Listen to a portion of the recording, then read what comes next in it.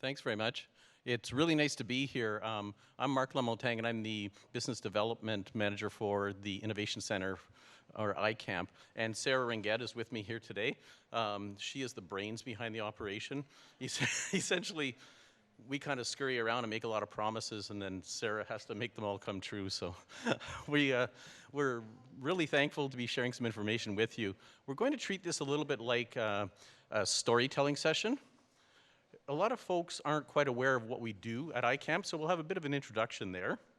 But the other thing we'll do is we'll share 5 or 6 stories about some of the projects we've undertaken that do help encourage sustainability. So working with businesses, even though there's an economic mandate generally, in a lot of cases there's also a sustainability mandate that comes along with it. So we're going to share some of those stories, a little bit to tell you what we're all about, but also to give you some ideas on what you might be able to think of in terms of, hey, what if I undertook a project? What if I can help with my sustainability initiatives in partnership with iCAMP? What if, what if? So it's a bit of a way to get the juices flowing, get some creativity going, while still thinking about sustainability. And then I'm going to chat with you about some of the ideas you might have. So if you have ideas on how we might accomplish this together, then we'll have a little bit of a session at the end, if there's time, on what we might be able to do together.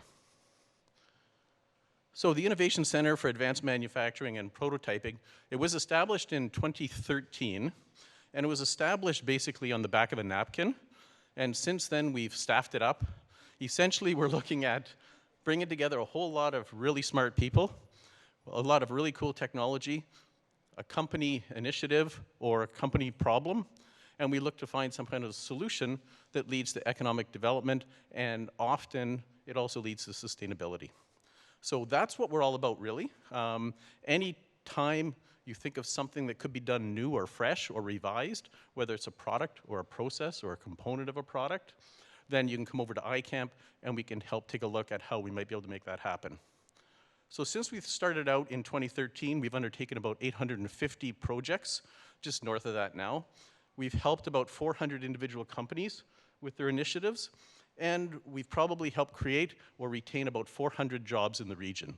And this is, you wonder, how does that help improve jobs in the region? Well, either they're introducing new product lines, which means keeping on more employees, or we're avoiding obsolescence in products, and it also allows to keep existing employees on it as well. So in terms of job creation and economic development, that's one of our primary mandates, but other things do come along with it, and that's why we're really happy to be here today to talk about one of the things that is becoming a stronger focus all the time for us. So what is applied research? We get this question all the time. So I thought I'd take a look at it for about 2 minutes. Applied research really starts, or the whole research cycle starts, with the generation of an idea, over through some background research, proof of concept, work on a prototype. You might field test the prototype, you'll do some final development on it, and then you'll work on a marketing and get it out there to commercialization. So that's kind of the innovation circle that we play with. Our friends at the university and some of the pure research folks usually operate within the first 2 or 3 bubbles of that circle. And there tends to be a longer timeline for those kind of bubbles. The big issues that really need to be solved, that have a humanitarian impact, for example, solving cancer, things like that, generally that falls in the pure research category, and we don't tend to do that. We tend to focus on applied research, which takes care of the bottom section. So anywhere where you might need a new product to be developed, proof of concept, final development, commercialization testing, that kind of thing, that's where we focus our projects. So I'm going to tell you a few stories. First, I'm going to tell you one story, and then Sarah's going to tell you the other technical stories. I will share that anything we talk about today, we either have permission to talk about, or it's come off of non-disclosure agreement, or the clients themselves or the organizations we work with have publicly made it available in the media. So you don't have to worry about sharing trade secrets or anything like that. I think since 2013, when we opened up, we've never had a breach of confidentiality in iCAMP. So rest assured, anything we share with you today based on company information, we do have permission to share with you. So this is the first story. It involved our first People Center at Canadore bringing us, or introducing us to an organization, to Timiskaming First Nation, and a company by the name of Wild Basket. So if anyone has their phone out and they're multitasking, do a quick search on Wild Basket, And you'll see that there's a really innovative company up in Temiskaming that is, wow, these folks are just amazing. So what they do is they head into the land, and on the forest floor, they harvest in sustainable ways anything on the forest floor, whether it be berries or mushrooms and so on.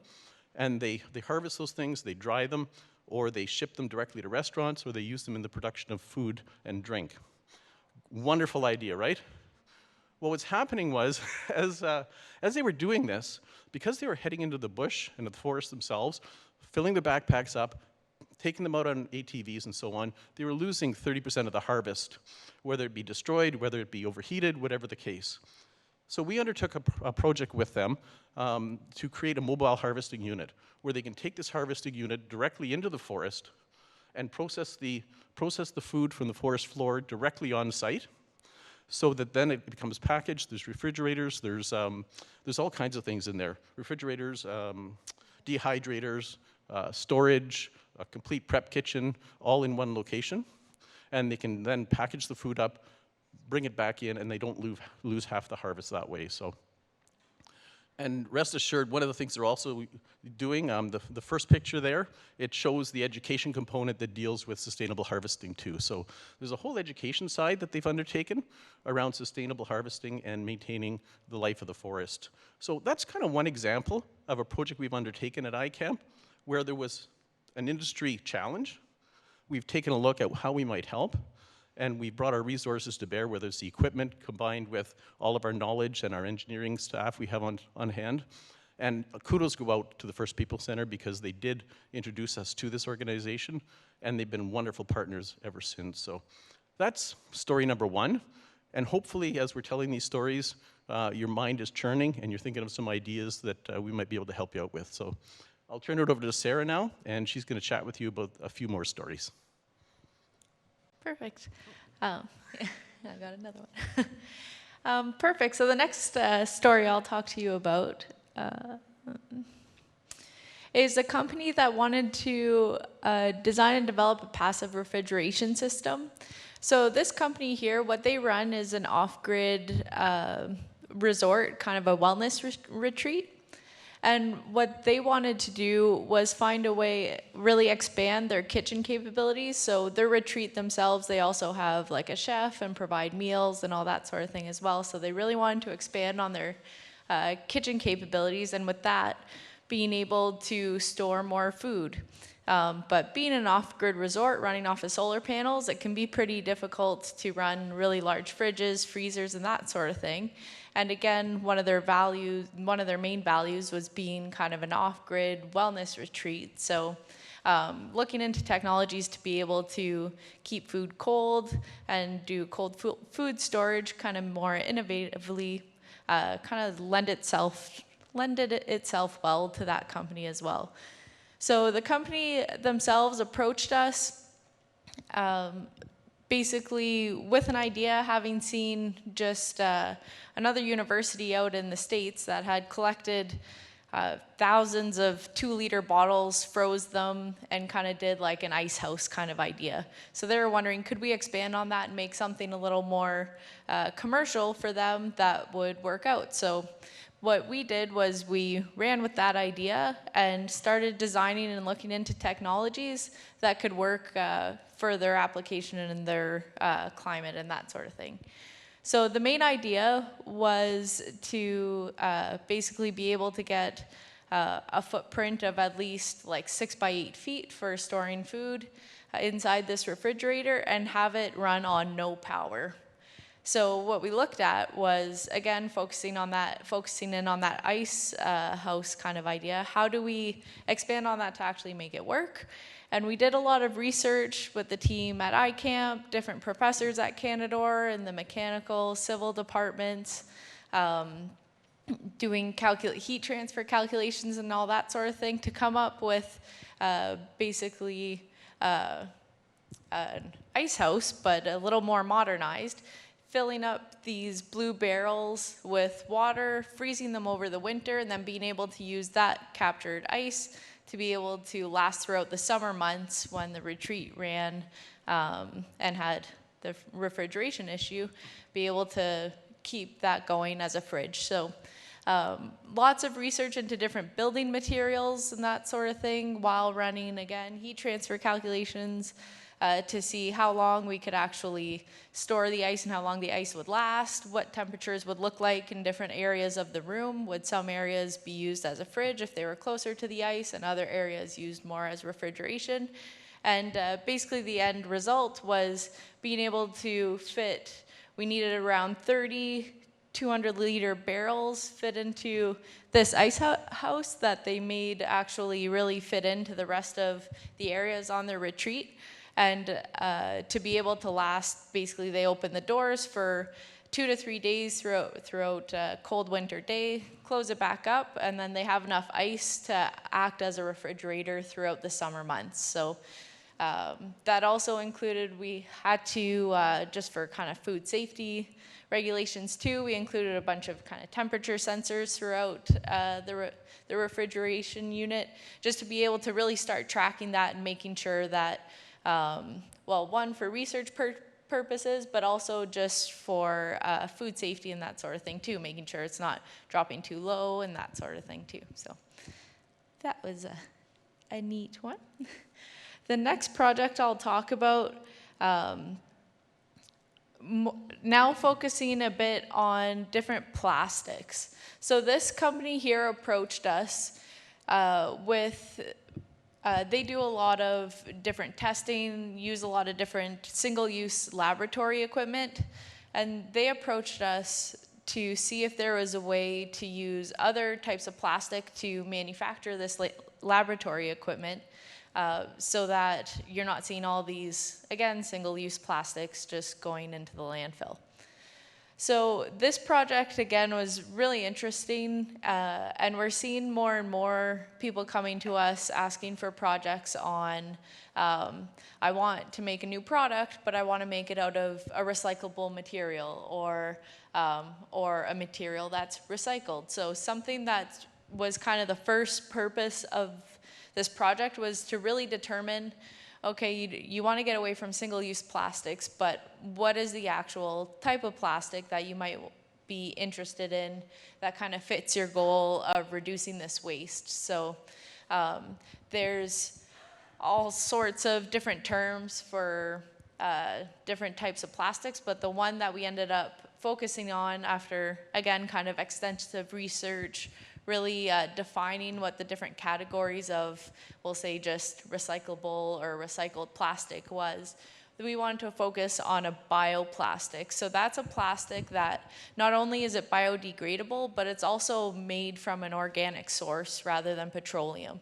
So it's kind of a little more full circle. But then as well, now, so we have a biodegradable plastic.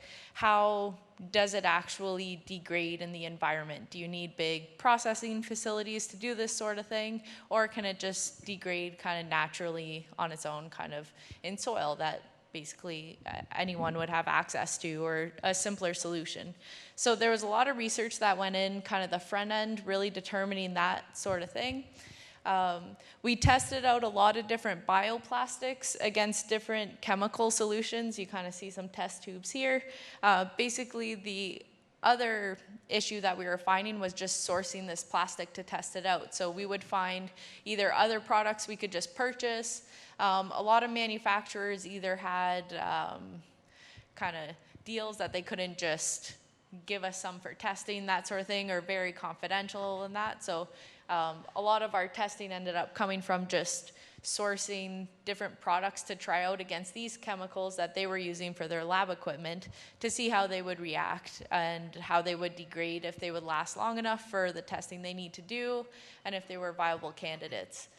So after the testing, we again went out, found a manufacturer of the plastic that we were kind of most interested in, and we were actually able to find a manufacturer that we could 3D print samples. So we started out by 3D printing some sample pieces of lab equipment, just with some of the printers we have at iCAMP as well, and again testing them with kind of the real case scenario, what they were putting into this equipment and that sort of thing. After that part of the project was completed and it seemed like, okay, this plastic seems a little more promising. Then we went out to find how do we, again, on the manufacturing side, where can we source this plastic in larger quantities, and how could we expand on this to start making this product, and again, larger quantities, see how it's making. So with the part itself, you can see it's kind of like a little cup shaped part, so really the best way on a larger manufacturing scale to make this would be injection molding. But even just kind of injection molding, this type of plastic on its own proved to be a challenge as well, just with different kind of properties as compared to regular plastics. It wouldn't kind of inject as well with just the usual kind of settings you would see. So there was lots of playing around with that. Another interesting portion of this project was we actually used 3D printing as well to design the mold and make the mold for just the sample run of the parts as well. So that's what you see on the rightmost screen, the injection molders in the middle there, and then the product coming out of it there. So it was perfect for a smaller run, 50 to 100 parts, to be able to, we've provided those to the client, and then they were able to do further testing on it with, again, some plastics that we could, one, they fit the bioplastic need, and then two, we could actually source the material to be able to manufacture it, and three, figure out the manufacturing process and the settings to be able to actually make them. So this project will probably actually go further in the next year or two, but it was a good start for seeing kind of what we could do in this environment as well. The next project I'll talk to you about is on a consumer product. So some of you may have seen these bee bags around as well. They're kind of sold in local shops and that sort of thing too. Yeah, they are sold at the farm. So this company here approached us. Basically, they were making these bee bags, which is like a reusable food storage bag to use basically instead of like plastic bags like Ziplocs and that sort of thing. So it's a cloth bag that's dipped in beeswax, like specific formula of beeswax, and then you can reuse it and yeah, reuse it quite a few times and kind of go from there. But basically the issue they were having was their product actually really picked up, and they needed to be able to fulfill more orders in larger quantities still while working in their kind of like small shop before being able to grow much larger. So being able to produce a lot more in a limited amount of time with a limited amount of staff as well. So they approached us, and what we did with them was work on a machine where we could, one, be able to produce more than someone could just manually, but also keep the quality consistent between whoever was making the bags. So that was another issue that was coming up, was that one bag would say be very thickly coated, another bag would be thinly coated, and they just weren't kind of consistent throughout. So this way with a machine, it didn't matter who the operator was, the bags always turned out the same. Basically, you would load up the bag, it would go dip it, and then squeeze out the excess wax. You'd be able to take it off, and then your bag's good to go. So we actually built kind of 2 prototypes, and last I was speaking with them, they're actually even the prototype's still running well. But yeah, that was a neat project too for a small company as well. Going into, I'll talk about just another technology in general. So using reverse engineering, you'll, at first glance, I feel when you hear reverse engineering, you think of kind of stealing someone else's product or something like that, but that's not the case at all for a lot of scenarios, especially us within iCAMP. We don't do it that way. But we have a lot of 3D scanning technology, and as I've mentioned, we also have a lot of 3D printing technology. So one thing we've come across quite a bit is companies coming to us with really old machinery that they've been kind of repurposing and trying to get back up and running. So we can take our 3D scanners kind of scan old pieces of machinery that might be broken, that they need replaced, and then we can go ahead and either get the part 3D printed. We've got a metal 3D printer as well, so if the part's really complex and that sort of thing, and you only need one of, sometimes it's worth just going that route on the 3D printing route. So again, kind of keeping machines running rather than kind of scrapping them, going off into a landfill and replacing them that way. So it's been really interesting to see. We had one part that was from a machine, a local manufacturer. The machine was built like early 1930s kind of thing, and there's a couple parts that they just clearly couldn't find anymore. And again, that's a really old machine. It's not like computer-aided design or anything was around at that point either. So no models, no drawings at all to replicate the part. So we were able to replicate the part and then reprint it so that they could get their machine up and running again as well. We do see it a lot even with kind of like smaller little machines and that sort of thing, where say there's like a plastic gear that breaks, well, then we can kind of just reprint that gear instead of, again, kind of scrapping the machine and starting from scratch again. And lastly, I'll talk about another technology that's pretty interesting. Virtual and augmented reality are kind of getting more and more popular, starting off more in like the gaming industry. The people have really started to push the boundaries on what you can use it for. I'll start with virtual reality. There's actually quite a few case studies now and just even applications that have been designed to basically educate people focusing on environmental aspects.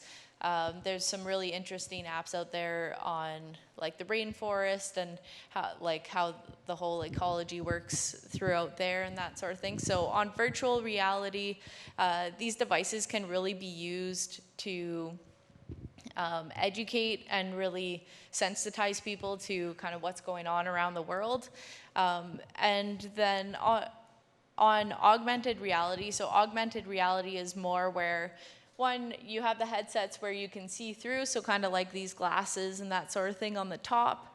Or also, if you've ever seen like an app on your phone where you can kind of bring it out and you see an object out in space kind of thing off your phone. So augmented reality is just a mix of, augmented and mixed reality are kind of just a mix of kind of computer design and real world visuals. And that can be used quite a bit for even training. So even reducing transportation costs to be able to, for specialized kind of technicians and that sort of thing, to have to go to different areas, reducing transportation costs for specialists and that sort of thing, because basically you can put on these headsets and the experts can see what you're seeing, guide you through the process, and kind of it's just a lot more immersive than say just being on the phone or a phone call and that sort of thing too. So with that, I'll pass it back over to Mark. And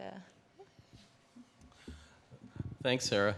For those people who know me, you're probably really happy I didn't try to explain that. So, so thanks, Sarah. Really appreciate it. I want to talk a little bit about how we make all this happen. What we do is we have a lot of people to thank. We have a lot of funders that we work with. So if you have project ideas that might help your cause and you're aligned with an organization that might help with economic impact within our region, we can probably help you out.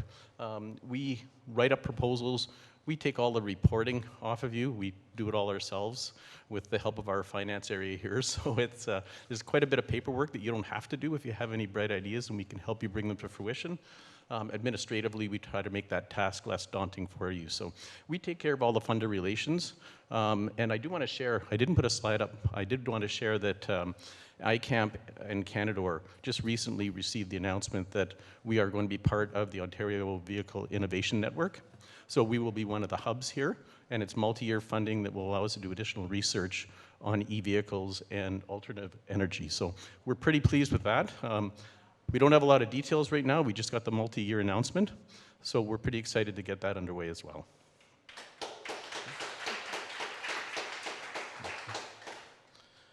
So I don't really know how much time there is, if there's time for a few questions. If anyone has any questions on how you might want to get started or anything that, that we presented today, if they're technical in nature, of course, I won't try to answer them. So, so any questions? Anyone has questions, feel free to. All right, I think you're off the hook. I figured.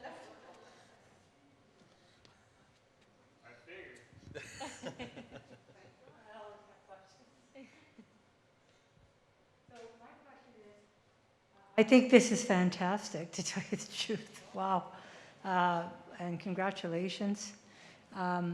Does the idea have to be tangible? Does it have to be a product? For us to take it on at iCAMP, there probably has to be a new product or process or a revised product or process involved that might lead to economic development. Now, the neat thing that I've heard here is that sustainability and economic development are not mutually exclusive. So it's really nice to promote those two imperatives at the same time, but essentially new product, new process, revised process, and any piece of that cycle would qualify. Okay, thank you.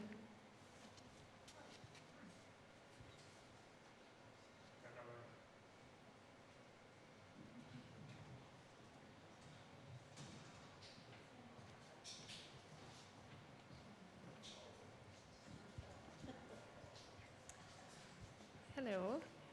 Are students involved at iCAMP? I'll take that one, Chair. So it really depends on the project itself. So iCamp, we are a fully staffed lab at the college, so we run a lot of projects just with the staffing at the college. But we do either have projects that come through that we need help from the other departments and students on as well. So on those projects, those are usually projects with kind of longer timelines and that sort of thing that we get students involved and the different faculties. So actually the project, the first one I spoke about, that ice house, that had quite a few students on. Even like welding students built some of the parts for it, and then the mechanical and civil students helped with some of the design, just getting exposure to it and that sort of thing. But then we do have a lot of projects that, again, are just run specifically through iCamp with iCamp staff as well.